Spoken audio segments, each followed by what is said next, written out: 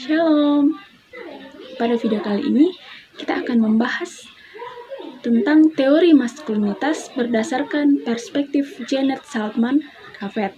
Nah, pada video kali ini kita akan membahas pengertian maskulinitas secara umum, kemudian latar belakang lahirnya maskulinitas, sejarah perkembangan maskulinitas, dan maskulinitas dalam perspektif Janet Cavet, dan ciri-ciri maskulinitas menurut Janet Saltman Cavet. Kali ini kita akan membahas pengertian maskulinitas secara umum. Membahas tentang maskulinitas secara umum, maka dapat dilihat bahwa pengertian maskulinitas disebut sebagai suatu hal yang bercirikan kelelakian, bersifat laki-laki, kepriaan. Maskulin merupakan sebuah bentuk konstruksi kelelakian. Maskulin merupakan konstruksi kelelakian yang ditandai dengan munculnya sifat kelelakian, dan sifat kelelakian ini berasal dari konsep kebudayaan. Pada awalnya, laki-laki yang dilahirkan tidak langsung begitu saja memiliki sifat maskulin. Tidak memiliki sifat maskulin secara alami. Nah, sifat maskulin yang dimiliki oleh laki-laki dibentuk dari sebuah kebudayaan. Atau struktur sosial yang dibangun oleh masyarakat tertentu, masyarakat di sekitarnya. Nah, adapun contoh dari kebudayaan yang dimaksudkan ialah di mana jika ada seorang anak yang dilahirkan memiliki alat kelamin, memiliki penis atau alat kelamin pria, maka secara tidak langsung kebudayaan atau lingkungan sekitar akan mengaitkan anak tersebut dengan ciri kelelakian, yaitu memberinya baju bola, memberinya mainan, mobil-mobilan, dan lain-lain sebagainya yang berkaitan dengan maskulin menurut pandangan kebudayaan. Kemudian kita akan membahas tentang latar belakang lahirnya teori maskulinitas. Nah, teori maskulinitas ini lahir dari kritik terhadap pandangan tradisional tentang peran gender, terutama ide-ide yang kaku tentang laki-laki dan sifat maskulin. Pada dasarnya, teori ini muncul dari perkembangan dalam studi gender dan feminisme pada akhir abad ke-20 yang menyoroti bagaimana konsep maskulinitas. Konsep maskulinitas didefinisikan secara sosial dan budaya, bukan sebagai sesuatu yang alami atau tetap. Kemudian latar belakang utama teori ini adalah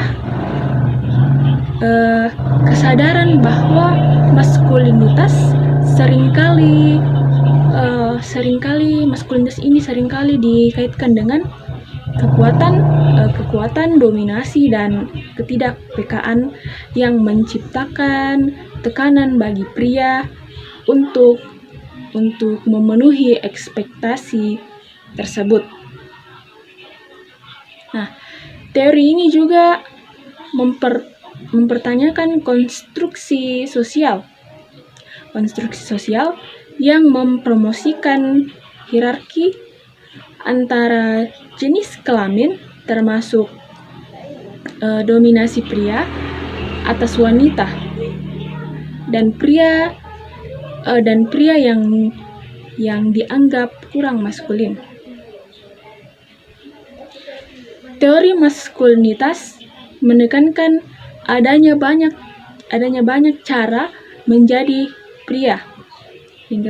Dengan kata lain, pluralitas maskulinitas, dan mengakui bahwa maskulinitas itu bervariasi berdasarkan konteks budaya, kelas, dan ras. Teori maskulinitas ini juga mencoba untuk memecahkan masalah seperti dampak negatif atau dampak buruk dari peran gender yang kaku terhadap kesehatan mental pria dan hubungan sosial, serta bagaimana maskulinitas tradisional berkontribusi pada kekerasan dan ketidaksetaraan gender. Nah, kemudian kita akan membahas sejarah perkembangan maskulinitas. Tentunya setiap teori itu memiliki sejarah perkembangannya masing-masing. Seperti teori maskulinitas ini, di mana maskulin sebelum tahun 1980, ini maskulin yang muncul adalah pada figur-figur laki-laki kelas pekerja dengan bentuk tubuh dan perilakunya sebagai dominator. Laki-laki terlihat sebagai sosok kebapak-bapakan, terlihat sebagai sosok penguasa di dalam keluarga, dan terlihat sebagai sosok yang dianggap mampu untuk memimpin perempuan serta pembuat keputusan utama. Nah, kemudian perkembangan maskulin di tahun 1980. Nah, pada tahun ini sosok maskulin kemudian semakin berkembang dengan cara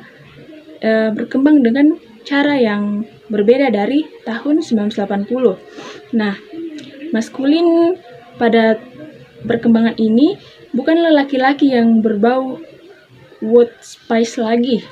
Maskulin adalah sosok laki-laki sebagai new man. Kemudian perkembangan selanjutnya pada dekade 1990. Nah, pada tahun ini kaum laki-laki masih mementingkan leisure time mereka sebagai masa untuk bersenang-senang. Untuk bersenang-senang mereka menikmati hidup bebas seperti apa adanya. Laki-laki kemudian menyatakan dirinya dalam label konsumerisme dalam bentuk yang lebih macho, seperti membangun kehidupannya di sekitar sepak bola, dunia olahraga seperti basketball dan jenis-jenis olahraga yang berkaitan dengan laki-laki, juga dunia minum-minum, dunia seks dan hubungan dengan para perempuan, serta membuat lelucon-lelucon yang dianggap merendahkan perempuan. Kemudian sejarah berikutnya tipe maskulin laki-laki pada tahun 2000. Pada tahun ini maskulinitas yang berkembang itu cenderung ke arah metroseksual. Nah, laki-laki metroseksual adalah laki-laki yang berasal dari kalangan menengah atas, yang rajin berdandan dan juga tergabung dalam komunitas yang terpandang dalam masyarakat.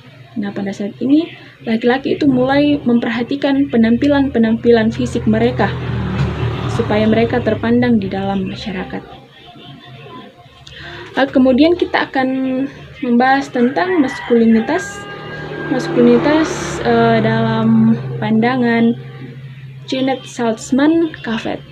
Nah, Janet Salzman Caffett, siapa sih ini? Ia adalah salah seorang tokoh di mana ia mengembangkan teori maskulinitas yang lebih komprehensif. Ia adalah seorang tokoh perempuan yang merinci yang membahas tentang maskulinitas yang komprehensif secara merinci, bahwa maskulinitas tradisional mencakup berbagai dimensi selain karakteristik yang disebutkan sebelumnya. Nah, Cavett juga mengakui bahwa maskulinitas ini bukanlah sesuatu yang tetap, namun maskulinitas ini dapat berubah sesuai dengan dinamika sosial. Karena ini berasal dari pandangan masyarakat, maka itu akan sewaktu-waktu akan berubah. Dengan kata lain, dapat dikatakan bahwa maskulinitas adalah produk dari konstruksi sosial yang berfungsi untuk mempertahankan sebuah sistem gender yang sudah ada, tetapi dapat berubah seiring waktu dan pergeseran nilai-nilai masyarakat. Nah, Janet Salzman Cavett ini berpendapat dalam teori tentang maskulinitas bahwa pria dan wanita sama-sama berperan dalam mempertahankan dan menentang norma-norma ini. Kemudian model maskulinitas ini juga mencerminkan bagaimana sebenarnya peran laki-laki dapat dipertahankan di dalam budaya patriarki. Dalam hal ini, di mana laki-laki diposisikan sebagai superior atau lebih tinggi dari perempuan di dalam berbagai aspek kehidupan sosial. Nah, Janet Salzman Cavett ini juga menambahkan beberapa elemen kunci lainnya yang dianggap membentuk maskulinitas. Salah satunya, yang pertama, keberhasilan atau prestasi. Nah, pada hal ini, laki-laki dinilai berdasarkan pencapaian mereka dalam berbagai bidang. Termasuk pekerjaan, status sosial, dan kekayaan. Menurut Janet, prestasi ini sering menjadi tolak ukur utama sebuah keberhasilan. Tolak ukur pertama, sebuah keberhasilan seorang laki-laki. Kemudian yang kedua, agresivitas dan keberanian. Menurut Janet Salzman ini, maskulinitas seringkali dihubungkan dengan sikap yang agresif, berani, dan siap menghadapi resiko.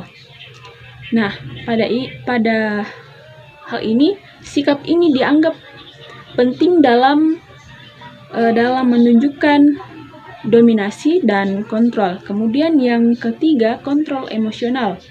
Mana menurut Janet Salzman Cavett ini, dalam konstruksi maskulinitas tradisional itu laki-laki diharapkan mampu untuk menahan dan mampu untuk mengontrol emosi mereka, terutama emosi yang dianggap lemah seperti kesedihan atau ketakutan. Nah, di sini boleh dikatakan bahwa laki-laki itu tidak boleh cengeng atau tidak boleh menangis. Kemudian yang keempat itu heteroseksual. Menurut Janet Salzman, heteroseksual ini sering dianggap sebagai norma dalam maskulinitas tradisional, di mana dalam hal ini peran laki-laki dan peran perempuan dalam hubungan seksual diatur dengan cara yang konvensional. Kemudian yang kelima, dominasi seksual. Nah, pada hal ini Janet Cavett mengatakan bahwa laki-laki diharapkan untuk lebih dominan dalam hubungan seksual, di mana mereka memegang kendali dalam sebuah hubungan intim. Kemudian yang keenam itu tidak bersifat feminim. Menurut Janet Salzman Cavett, dalam teori maskulinitas ini, laki-laki yang dianggap maskulin harus menghindari segala bentuk perilaku karakteristik yang dihubungkan dengan sifat feminim seperti kelembutan, pengasuhan yang mendalam, dan lain sebagainya yang berkaitan dengan sifat-sifat feminis atau sifat-sifat yang dimiliki oleh perempuan. Kemudian membahas tentang ciri-ciri maskulinitas menurut Janet Salzman-Caffet. Nah, Janet Salzman-Caffet ini mengembangkan sebuah konsep tentang maskulinitas. Konsep maskulinitas dengan mengidentifikasi 7 ciri-ciri utama yang sering dikaitkan dengan stereotip maskulinitas. Nah, ciri-ciri ini mencakup berbagai aspek sosial dan perilaku, yang diasosiasikan dengan pria dalam masyarakat patriarkal. Ciri yang pertama ialah fisik. Nah, menurut Janet,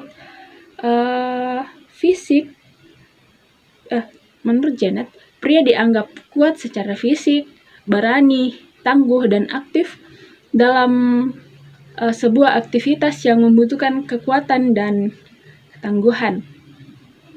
Kemudian ciri yang kedua ialah ciri-ciri pada fungsional. Nah, pada hal ini Janet mengatakan bahwa pria diharapkan menjadi pencari nafkah utama, beberapa peran dalam memberikan dukungan ekonomi untuk keluarga, serta bertanggung jawab terhadap hal-hal material. Kemudian ciri yang ketiga ialah terletak pada ciri seksual. Nah, menurut Janet ini, maskulinitas dikaitkan dengan dorongan seksual yang kuat dan agresif. Dengan pria diasumsikan dominan dalam interaksi sosial. Nah, ciri yang keempat itu terletak pada emosional, di mana menurut Janet, pria sering dianggap tidak emosional, artinya bahwa mereka tidak mengekspresikan perasaan, yang cenderung rasional dan lebih mampu mengendalikan emosinya. Kemudian ciri yang kelima terdapat pada ciri intelektual. Nah, menurut Janet ini, pria diharapkan logis dan rasional dan lebih fokus pada pemikiran analitis dibandingkan dengan ekspresi emosional. Kemudian ciri yang keenam terlihat dari ciri interpersonal, di mana menurut Janet, dalam hubungan sosial, pria biasanya diasumsikan sebagai pemimpin atau orang yang terdepan, orang yang dominan dan mandiri, serta memiliki otoritas sosial. Kemudian ciri yang ketujuh atau yang terakhir itu terletak pada personalitas lainnya. Nah, ciri lainnya yang mencakup sifat kompetitif, agresif, ambisius, dan percaya diri yang berlebihan. Nah, menurut Janet Salzman-Caffet ini, ciri-ciri yang telah disebutkan di atas, yakni ketujuh ciri-ciri itu dapat menciptakan ekspektasi sosial tentang bagaimana sebenarnya pria seharusnya bertindak, bagaimana sebenarnya pria itu harus bertindak, yang seringkali bisa merugikan pria itu sendiri karena menekan ekspresi yang lebih autentik dan fleksibel dari identitas mereka. Nah, demikianlah video kali ini. Selamat menikmati.